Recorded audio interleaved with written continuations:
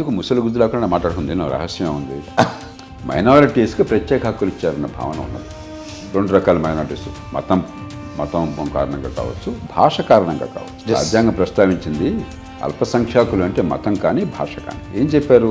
మీ సాంస్కృతిక హక్కులను కాపాడుకోవటం కోసం మీరు ప్రత్యేకంగా అవసరమైతే సంస్థలను ఏర్పాటు చేసుకోవచ్చు అని. సాంస్కృతిక హక్కు అంటే మెడికల్ కాలేజ్, ఇంజనీరింగ్ కాలేజ్ ప్రత్యేకంగా మిగతా వాడితో సంబంధం లేకుండా ఏర్పాటు చేసుకోవచ్చు అని చెప్పాడు రాజ్యాంగంలో? చెప్పలా. కానీ చేస్తున్నారు. మన బండిద్భాయాలు దండాలు అమలు చేస్తున్నారు. రాజ్యాంగం అంటే చెప్పలా. మీ భాషని, మీ సంస్కృతిని, మీ సంప్రదాయాలని కాపాడుకోవటం కోసం మీరు సాంస్కృతిక సంస్థలను ఏర్పాటు చేసుకోవచ్చు అని చెప్తే దాన్ని మనం ఈ రకంగా వక్రీకరించింది మనం.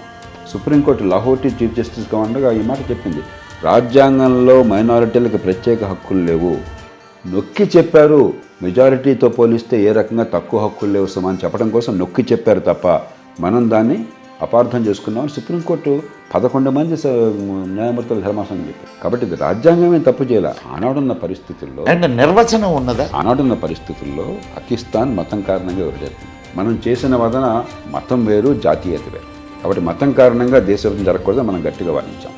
సరే, పరాయి వాళ్ళు దేశాన్ని ముక్కలు చేసిపోయారు. దారుణంగా 2 పక్కల కూడా మరి లక్షల మంది ప్రాణాలు కోల్పోయారు. హింస వచ్చింది. మరి కుటుంబాలు అకస్మాత్తుగా చెల్లాచెదురైపోయినాయి. లేని గీత ఒకటి పడిపోయి, అది మన చేతుల్లో లేదు. ఆ నేపథ్యంలో మనం కూడా వాళ్ళ ప్రవర్తిస్తే ఎట్లాగా? మన వాదన ఏమిటి?